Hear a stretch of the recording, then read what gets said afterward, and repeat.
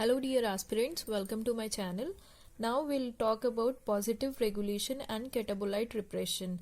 This is part of lacoperon. Lacoperon as we have studied earlier. तो अभी तक हम लोगों ने जो पढ़ा वो lacoperon का नेगेटिव रेगुलेशन पढ़ा था.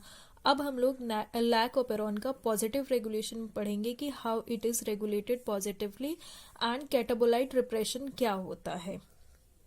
फर्स्ट, जैसे कि हम लोगों ने देखा कि अगर लैक्टोज मीडिया में प्रेजेंट है किसी भी मीडिया में, मीडिया मीन्स जिसमें बैक्टीरिया आपका ग्रो कर रहा है, जिसको ग्रोथ के लिए उसको जो भी न्यूट्रिएंट्स दिए गए हैं, तो अगर लैक्टोज प्रेजेंट है, बैक्टीरिया क्या करेगा, लैक्टोज को यूटिलाइज करेगा और लैकोपेरॉन का इंडक्शन होगा. वो जो लैक्टोज है वो लैकोपेरॉन को इंड्यूस करेगा. बट अगर मीडिया में ग्लूकोज प्रेजेंट होता है, if glucose is present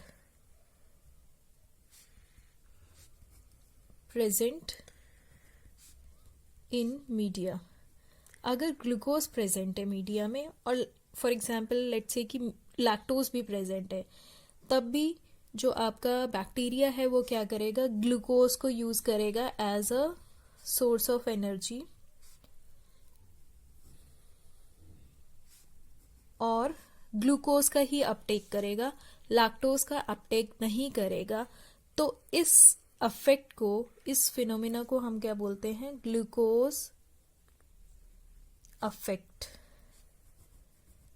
glucose affect क्या है कि if glucose is present in the media, तो जो आपका बैक्टीरिया होगा it will utilise glucose as a source of energy instead of lactose. If glucose is present in media,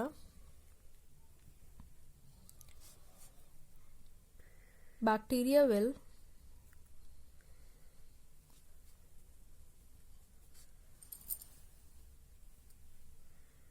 utilize glucose as a source of energy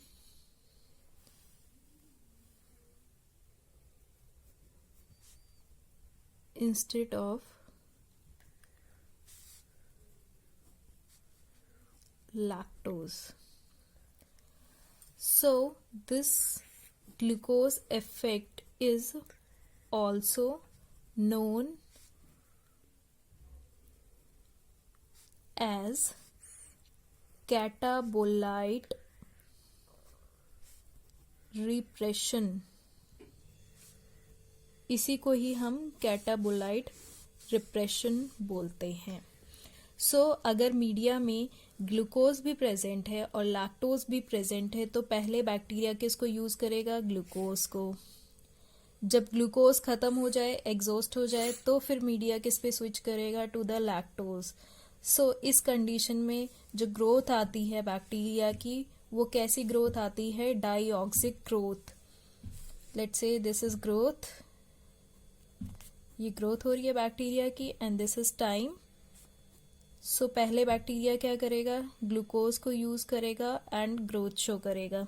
growth हुई उसकी exponential, फिर lag phase आ जाएगी. फिर अगर लैक्टोज प्रेजेंट है तो फिर वो दोबारा ग्रो करेगा और लैक्टोज को यूटिलाइज करेगा. तो यहाँ पे क्या होगा, ग्लूकोज को यूटिलाइज कर रहा है, ग्लूकोज को यूटिलाइजेशन करेगा,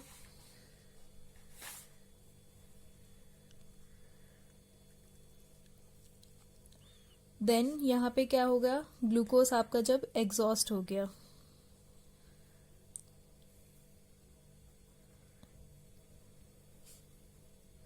जब ग्लूकोज का एग्जॉशन हो गया तो बैक्टीरिया क्या करेगा, अब यहाँ पे जो सेकंड कर्व आई है, ये तो आपकी फर्स्ट कर्व हुई, ये जो सेकंड ग्रोथ आई है, यहाँ पे क्या है, अब बैक्टीरिया जो है वो किसका यूटिलाइजेशन करेगा, लैक्टोज यूटिलाइजेशन.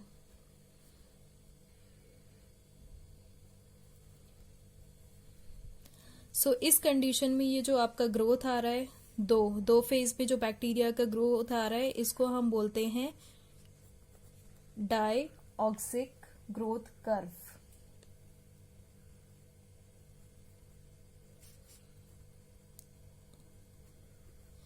इस टाइप की ग्रोथ को, जो 2 फेज में ग्रोथ हो रही है, उसको डाइऑक्सिक ग्रोथ कहेंगे। एंड ये जो आपका ग्रोथ कर्व आ रहा है, इसको डाइऑक्सिक ग्रोथ कर्व कहेंगे।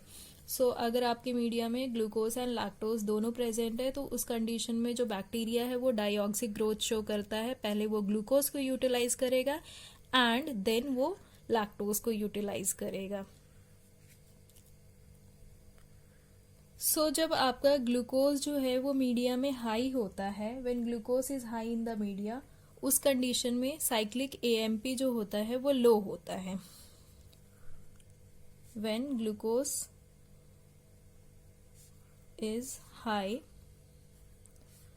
सो जो साइक्लिक एएमपी है, CAMP, ये क्या होता है, लो होता है, इज लो। अब यहाँ पे एक और साइक्लिक एएमपी का भी रोल है इन रेगुलेटिंग लैकोपेरॉन, एंड वो क्या करता है, लैकोपेरॉन को पॉजिटिवली रेगुलेट करता है।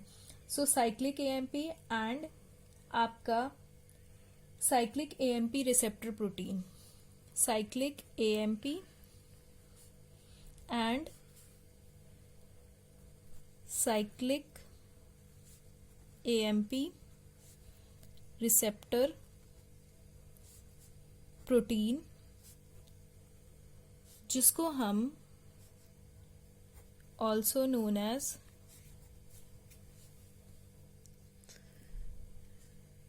कैटाबोलाइट जीन एक्टिवेटर प्रोटीन, एंड इसको CAP से रिप्रेजेंट करते हैं। कैटाबोलाइट एक्टिवेटर प्रोटीन को CAP से रिप्रेजेंट करते हैं।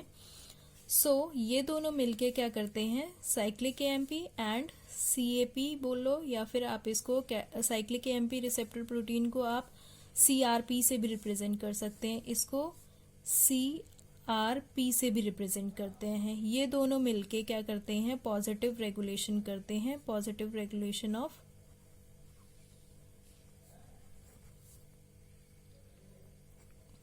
लैकोपेरॉन। मीन्स जो आपका साइक्लिक एएमपी है और कैप, ये दोनों बाइंड करेंगे टू द प्रोमोटर,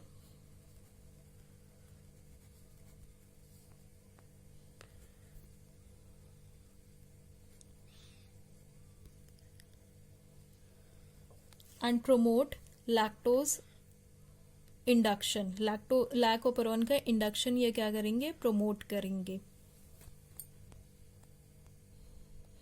सो यहाँ पे हम लोग फर्दर देखते हैं कि कैसे ग्लूकोज अगर प्रेजेंट है, लैक्टोज अगर प्रेजेंट है, तो उसमें किस कंडीशन में क्या होगा, level of transcription of lac genes जो होगा वो हाई होगा या लो होगा। तो हम कुछ कंडीशंस की बात कर लेते हैं, जैसे कि यहाँ पे आपका फॉर एग्जांपल ग्लूकोज कंसंट्रेशन में लिख देती हूँ, यहाँ पे आपका लैक्टोज कंसंट्रेशन, यहाँ पे साइक्लिक एएमपी कंसंट्रेशन, यहाँ पे लैक प्रोमोटर,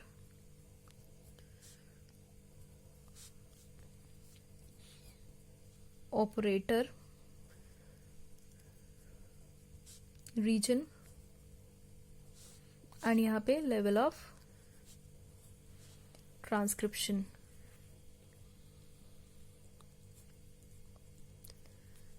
सो फर्स्ट कंडीशन की बात करते हैं, when glucose is low and lactose भी लो है, तो ग्लूकोज भी लो है, लैक्टोज भी लो है, and for example cyclic AMP की कंसंट्रेशन हाई है। सो अगर आपका ये आपके रीजन है, प्रोमोटर और ऑपरेटर के रीजन है, फॉर एग्जांपल ये आपका प्रोमोटर है, ये ऑपरेटर है, एंड ये जीन्स जो होते हैं उनका रीजन है। तो जो आपका साइक्लिक एएमपी है, क्योंकि वो हाई है, तो वो along with cap promoter region पे बाइंड करेंगे, बट क्योंकि आपका लैक्टोज कंसंट्रेशन लो है, तो जो ऑपरेटर रीजन है वहां पे कौन बाइंड करेगा, लैक रिप्रेसर बाइंड करेगा, लैक रिप्रेसर ये ऑपरेटर रीजन पे बाइंड करेगा। सो जो लैक रिप्रेसर है, लैक रिप्रेसर वो क्या करेगा, ऑपरेटर रीजन पे बाइंड कर लेगा, और जो साइक्लिक एएमपी और कैप प्रोटीन है वो बाइंड करेंगे प्रोमोटर रीजन पे। तो अगर लैक रिप्रेसर ने ऑपरेटर रीजन पे बाइंड कर रखा है बिकॉज लैक्टोज की कंसंट्रेशन लो है, सो आपका जो लेवल ऑफ ट्रांसक्रिप्शन है वो नहीं हो पाएगा। तो इस कंडीशन में क्या होगा, लो। हम ये नहीं कहेंगे कि नहीं होगा, होगा but very low, basal level of transcription, इसको हम बोलते हैं basal level of transcription. So आप एग्जाम में कभी भी ये नहीं कहेंगे कि अगर लैक्टोज नहीं है तो लैकोपेरॉन इंड्यूस नहीं होगा, होगा but very low, basal level of transcription होगा उसका। सेकेंड कंडीशन हम लोग कंसिडर करते हैं जब आपका ग्लूकोज हाई है, सो उस कंडीशन में एंड लैक्टोज फॉर एग्जांपल लो है, इस कंडीशन में साइक्लिक एएमपी की, अगर आपका ग्लूकोज हाई है तो साइक्लिक एएमपी की कंसंट्रेशन क्या होगी, लो होगी। सो कैप प्रोटीन जो है, साइक्लिक एएमपी या कैप प्रोटीन जो है वो प्रोमोटर रीजन पे बाइंड नहीं करेंगे, एंड इस कंडीशन में ये आपका प्रोमोटर फॉर एग्जांपल ये ऑपरेटर एंड ये आपके जीन्स हैं। सो लैक रिप्रेसर, क्योंकि आपका अभी भी लैक्टोज लो है तो लैक रिप्रेसर तो यहाँ पे बाइंड करेगा,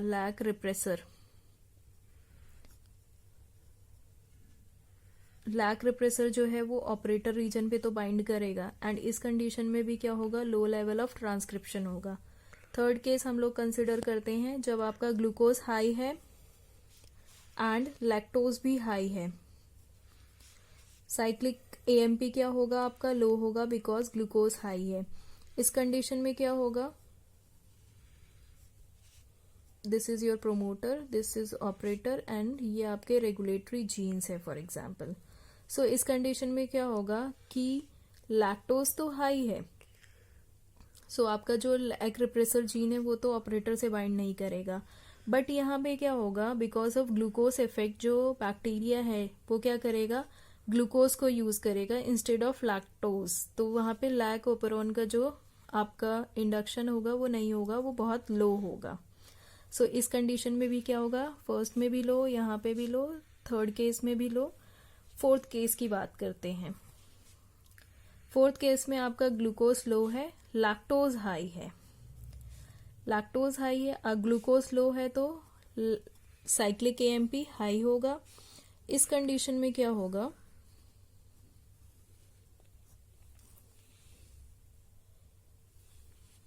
this is your promoter, this is operator and जो भी आपके रेगुलेटरी जीन्स है वो होंगे। सो यहाँ पे क्या होगा, साइक्लिक एएमपी और कैप बाइंड करेंगे टू द प्रोमोटर, बिकॉज आपका लैक्टोज जो है वो हाई है तो ये क्या करेगा, यहाँ पे एलोलैक्टोज की फॉर्मेशन होगी और रिप्रेसर प्रोटीन को वो ऑपरेटर रीजन से बाइंड नहीं करेगा, तो आरएनए जो पॉलीमरेज होगा, आरएनए पॉल, वो प्रोमोटर रीजन पे आके बाइंड करेगा एंड फर्दर ट्रांसक्रिप्शन होगा of these genes, regulatory genes का ट्रांसक्रिप्शन होगा।